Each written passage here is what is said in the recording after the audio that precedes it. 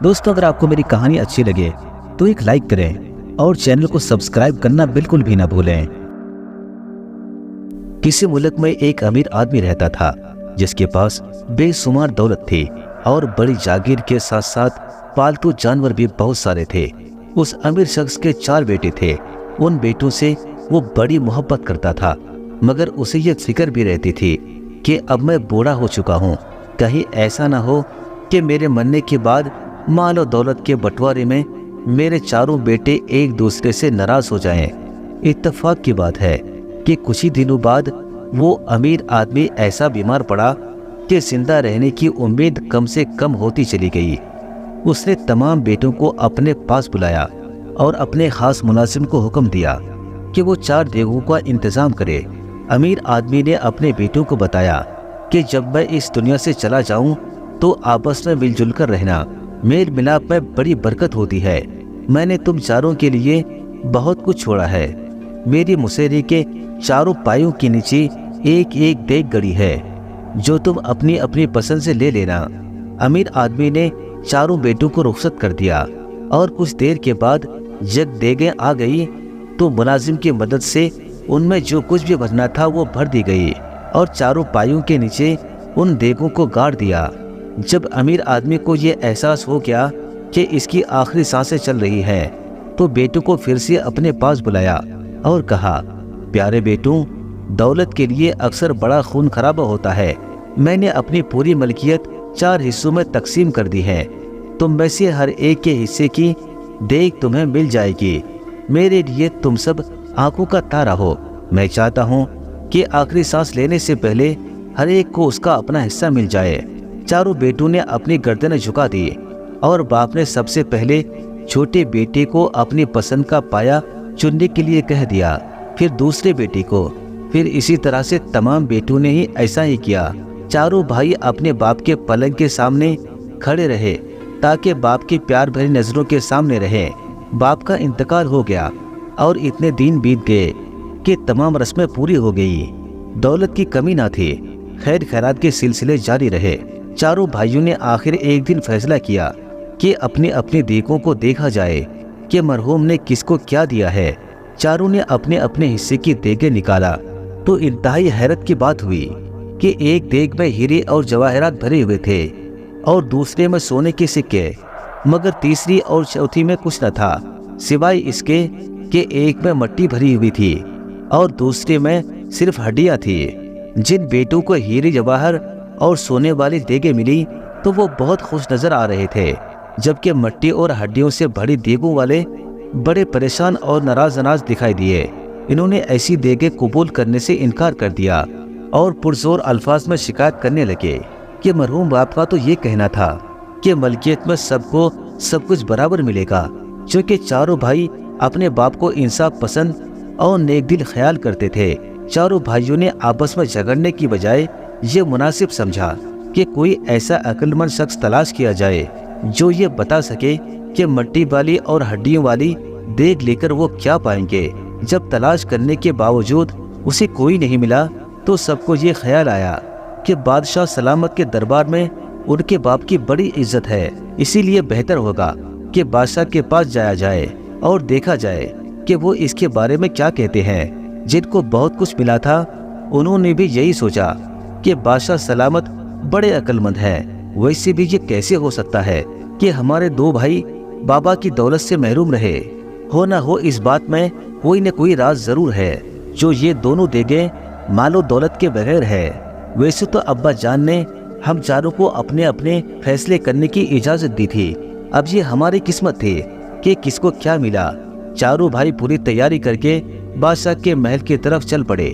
रास्ते में देखा कि एक चहेता शहजादा घोड़े पर सवार कहीं सैरो शिकार को जा रहा है। 4 भाई तेजी से आगे बढ़े और बड़े भाई ने शहजादी से पूछा, शहजादे साहब, हमारे बादशाह सलामत कहाँ तशरीफ रखते हैं? शहजादा बड़ी बेरुखी से बोला, वो महल में मौजूद है, मगर कुछ दिमागी खलल है।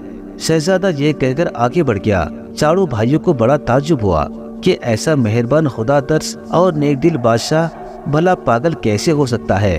खैर आपस के मशवरे से ये तय किया गया कि महल तक जाना चाहिए। मुमकिन है कि शहजादा बाप से कुछ नाराज हो और उसने हमें टालने के लिए ऐसा कह दिया।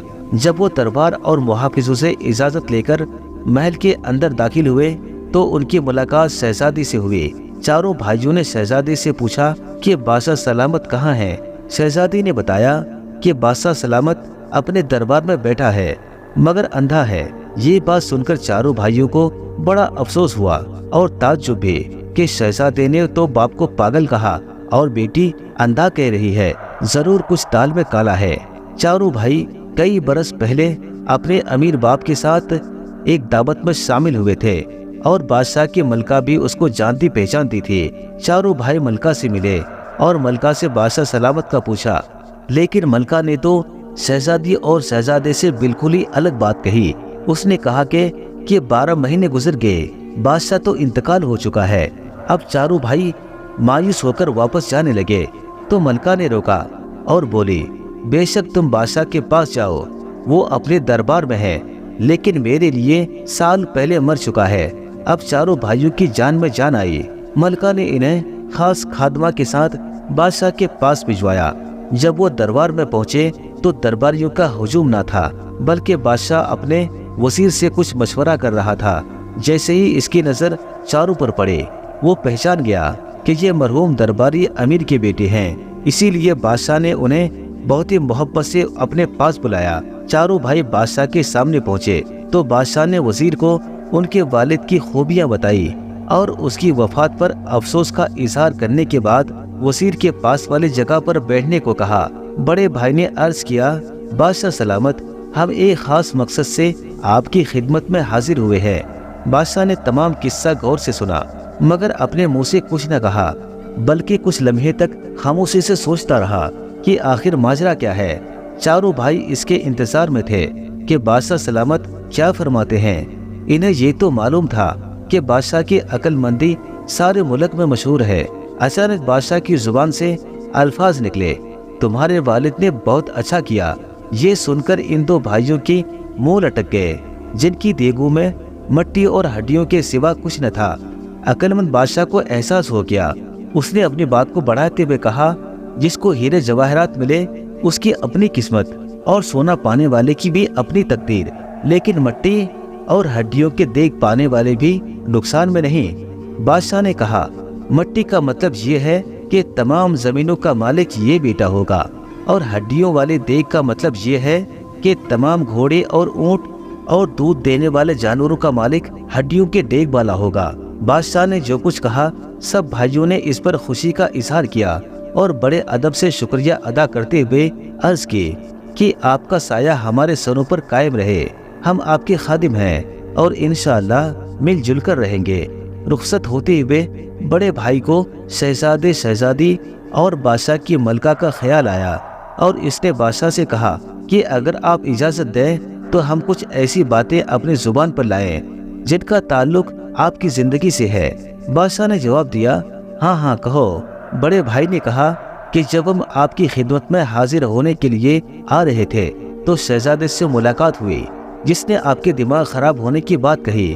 फिर शहजादी साहिबा से मिली तो उन्होंने आपको अंधा कहा और मलका आलिया ने तो आपको मरा हुआ कहा। बादशाह ने कहा, शहजादे शहजादी और मलका ने जो कुछ भी कहा मैं तुम्हें इन सब बातों का सबब बताता हूँ। बादशाह ने बताया कि शहजादा अब 18 बरस का होने वाला है। मैं चाहता हूँ कि तालीम व तरबियत में जो कुछ भी कमी रह गई है वो पूरी हो जाए और उसकी शादी ब्याह के लिए जो कुछ मैं चाहता हूँ 2-3 बरसों में उसका भी इंतजाम कर लूँ तो ये तख्तो ताज उन्हें सौंप कर अपनी जिंदगी अल्लाह अल्लाह करने में गुजारूं। मगर वो हथेलियों पर सरसों जमाना चाहता है, यानी जल्दी से इसकी शादी कर दी जाए। बादशाह ने कहा कि शहजादा ऐसा चाहता है कि राजपाट उसके हवाले कर दिया जाए, मगर मैं अभी ऐसा नहीं कर सकता, इसीलिए वो मुझे पागल समझता है। शहजादी का मामला भी मुझे फिक्रमंद लगता है। खैर से वो भी जवान है। मैं तलाश कर रहा हूँ कि कोई ऐसा मुनासिब रिश्ता मिल जाए तो निस्बत तय हो जाए। इसकी तालीम व तरबियत भी मेरे ख्याल में अभी अधूरी है, मगर ये शायद सोचती है कि बस जल्द अज जल्द शादी हो जाए, इसीलिए नाखुश रहती है। वो रोजाना नजर आती है मगर मुंह से कुछ नहीं कहती। ये मेरी किस्मत है। मलका ने जो कुछ भी कहा वो इसलिए کہ سالوں پہلے ہم سیر و تفریح کو بھی جایا کرتے تھے، اکثر کھانا بھی ہم باہر کھایا کرتے اور مزے مزے کی باتیں کرتے، لیکن خدا کا کرنا ایسا ہوا کہ ہمارے ملک کی خوشحالی اور ترقی کے دشمنوں نے یہ بات پسند نہ کی کہ غریب لوگ بڑے جاگیردار کی غلامی سے آزاد ہو جائیں۔ تمہیں معلوم ہوگا کہ میں نے بے زمین کاشتکاروں کو زمینیں دے کر یہ حوصلہ دیا کہ آج وہ اپنے کھیتوں اور باغوں کے مالک ہیں۔ بادشاہ نے کہا، آج وہ کتنی اچھی فصلیں اگا رہے ہیں، لیکن جاگیرداروں کا گروہ اسے طرح طرح سے ڈرا اور دھمکا رہے ہیں۔ روزانہ بے شمار شکایتیں اور فریاد سنتا ہوں۔ میں جب تک مظلوموں کو ظلم و ستم سے آزاد نہ کرا لوں چین سے نہیں بیٹھوں گا۔ ہر وقت اسی جگہ موجود رہتا ہوں تاکہ کوئی بھی فریادی اور کوئی بے سہارا مایوس نہ جائے۔ بے شک ملکہ کو میری کمی محسوس ہوتی ہوگی، مگر اسے سوچنا چاہیے کہ اللہ تعالیٰ نے مجھے یہ تخت عیش کرنے کو نہیں دیا۔ بادشاہ نے کہا، جب تک سارے لوگ سکھی نہ ہو جائیں میرا سکھ کسی کام کا نہیں۔ بادشاہ سلامت یہ کہہ کر خاموش ہو گیا، اور چاروں بھائیوں کو بھی احساس ہو گیا کہ واقعی ان کے ملک کا بادشاہ بڑا نیک دل اور عقل مند ہے۔ چاروں بھائیوں نے رخصت ہونے کی اجازت مانگی۔ بادشاہ نے دعائیں دیتے ہوئے کہا، تم سب میری نصیحت یاد رکھنا کہ ایک رہو اور نیک رہو۔ اللہ تمہیں ہمیشہ شاد و آباد رکھے۔